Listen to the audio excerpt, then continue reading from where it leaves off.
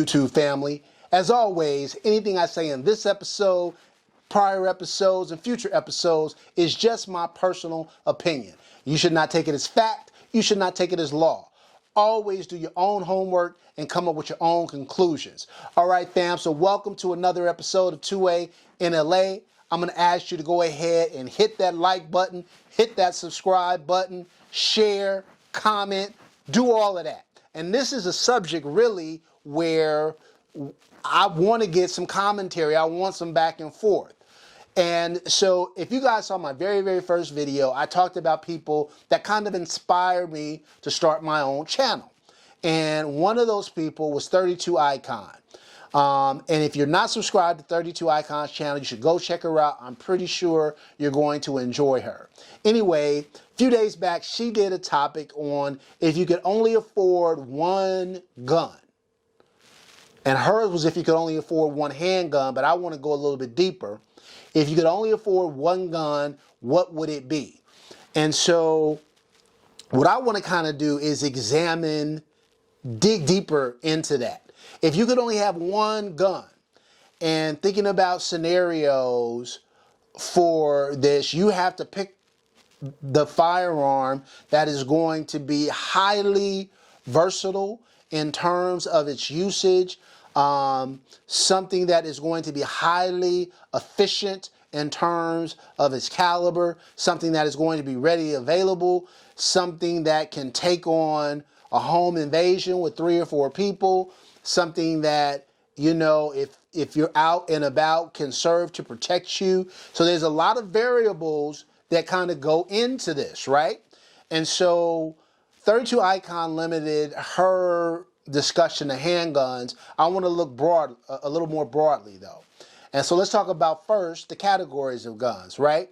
So you've got your rifles, you've got your shotguns, you've got your PCCs, and you've got your pistols, right? Handguns, right? I'm going to eliminate non-semi-automatic guns. I'm going to eliminate pump-action shotguns. I'm going to eliminate bolt-action rifles. While there is a place for those, certainly, in self-defense scenarios and in hunting scenarios, and if we only have one, those are things we should certainly think about. But we need something, I believe, that's a little bit more versatile, right? And so I'm going to eliminate those guns off the rip, and I am going to say we want something that is semi-automatic. And keep in mind, this is just my opinion. If you disagree, feel free to talk about it in the comments, right? So if we're limiting ourselves to semi-automatics, okay, cool. Now we got semi-automatic shotguns, right? We got semi-automatic rifles, primarily the most popular ones being AR-15s, AK-47s. Let's limit it to those for discussion sake, right? We also have PCC rifles, right? Then we have pistol versions of those things, right? So we have pistol versions of the AR-15, pistol versions of the AK, and pistol versions of pistol caliber carbines, right? Okay, let's talk about that. So shotguns, my primary 2 concerns I have relative to shotguns. Number 1 is capacity. Number 2 is concealability. A lot of shotguns are capacity limited. A lot of them limited to 5, 6, 7, 8 rounds. You've got some, you know, that have more. Some can take you up to 15 or 20 rounds. They tend to be less precise instruments, highly effective, but less precise. And they have capacity issues, as I've said. They also have concealability issues, you know, and so I'm going to say that while shotguns certainly have their place, a lot of reasons to have a shotgun, I don't know if I could only have one that I'm going to choose a shotgun. All right, let's talk about AR-15s, AK-47s, right? Again, there's obviously a place for these weapons. AR-15 is the most popular rifles that there is, one of the most popular firearms that there is, right? My concern about an AR-15 rifle, AK-47 rifle, good thing is now I've got distance, right? If I'm ever in a scenario where the threat is a long way away, or I'm hunting, and whatever I'm hunting is a long way away, I like I like what the AR-15 and AK-47 bring to the table. My concern about that is that if I'm going to feel the need to use a weapon, I'm probably going to want something that's in more close proximity. And I'm not gonna, I don't think, if I can only have one, I'm going to choose an AK or AR-15. Number one, from a ballistic perspective, because the round is so fast, it's going to over-penetrate likely a close threat if I miss, right? And even if I hit. And so I'm worried about over-penetration with those two platforms. Also, I have zero by way of concealability, right? I can't carry it on my person. With a pistol caliber carbine, now I have less penetration issues, right? So that part is good. My concern, though, is still the concealability. If I've got like my Cali 9 or my Chris Vector, I can't put them on my hip. I can't hard to hide all that underneath the jacket, right? And so I think from a concealability perspective, while I gain something with those, I lose something in concealability. And if I can only have one, I need something that's going to be able to get me where I need to go all the way around, right? So I'm going to eliminate those. Now let's talk about pistol sizes of those weapons, right? An AR-15 pistol, an AK pistol, a PCC pistol size, right? Okay, well now, I still have the over-penetration issue. Maybe less so because the barrel isn't as long, but it's still there with the AR and the AK. So that's a concern. I think the PCC is better now, and it's somewhat concealable, but it's not really concealable on my person. I need a backpack. It needs to be a bag gun, right? I can't... Look, and you can train with that, and you can get proficient wheeling the bag around, getting it out. You know, it probably has a folding handle, so unfolding the handle. But it's not this. It's not that, right? And so, I have some concealability, but limited concealability, right? So for me, I think if I can only have one gun, I'm going to have a handgun. Because A, I've got a plethora of caliber options, right? Two, the right gun will be both concealable on my person and can still have capacity, right?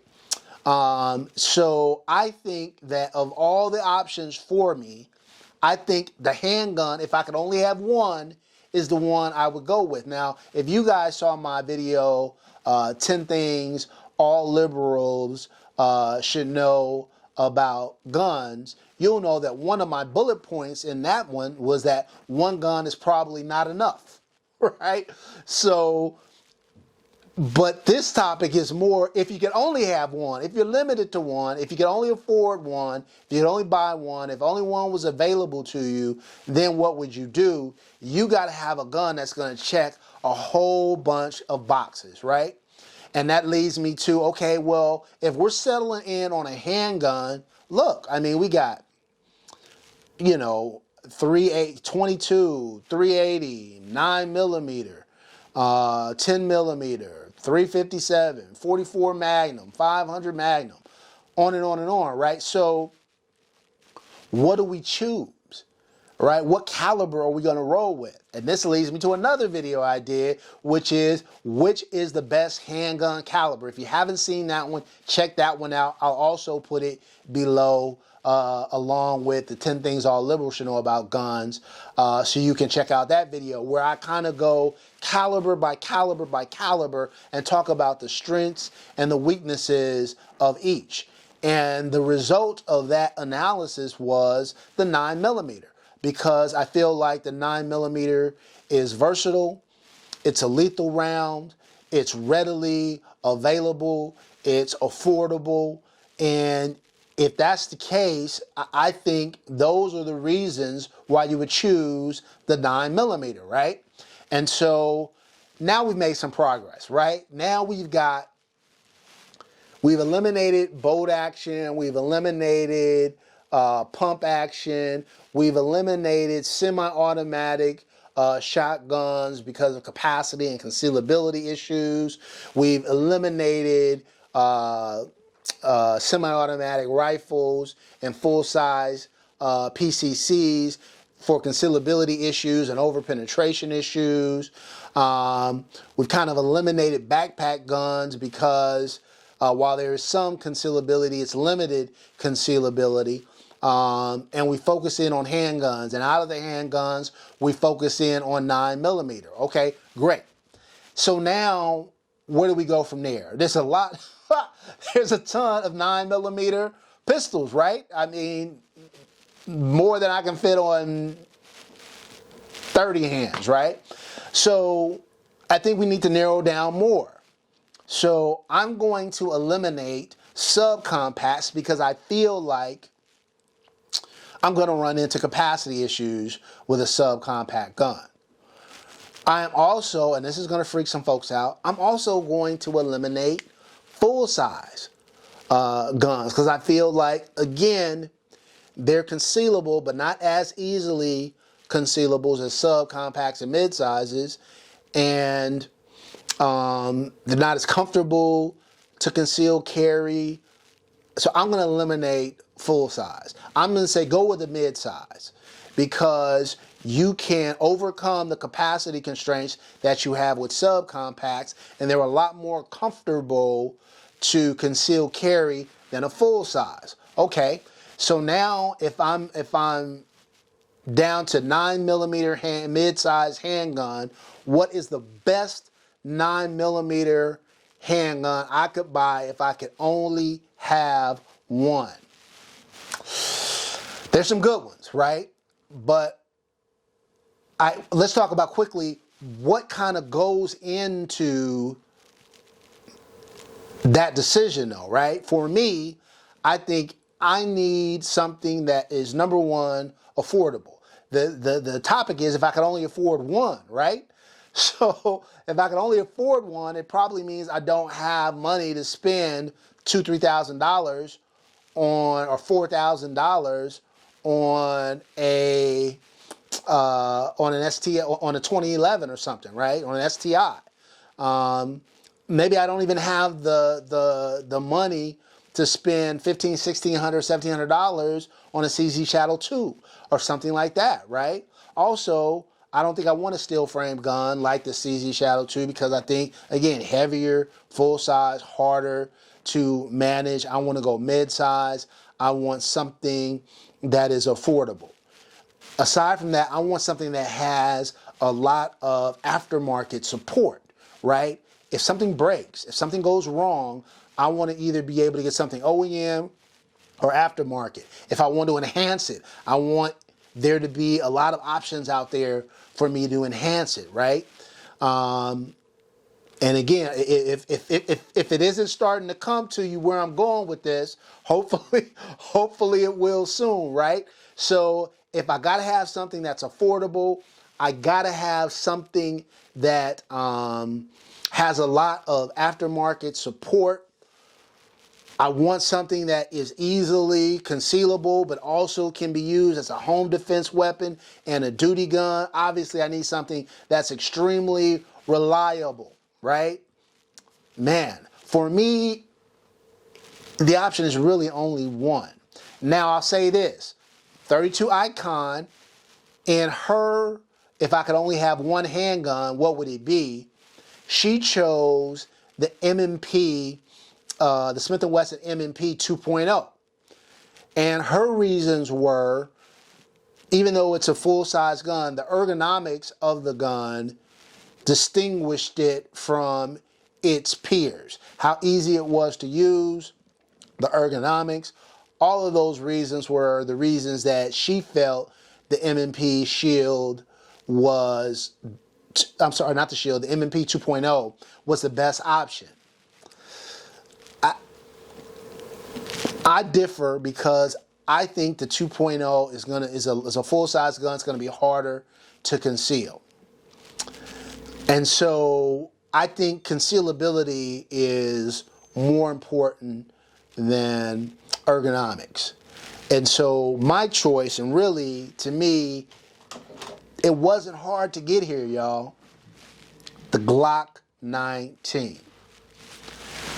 Look, in this package, you have a gun that has a ton of aftermarket support, OEM and aftermarket support. Something goes wrong, you need a new barrel, you can find it. Something's wrong, you need a new trigger, you can find it. You want to upgrade your slides, you can do it. You want to mount a weapons light, you can do it.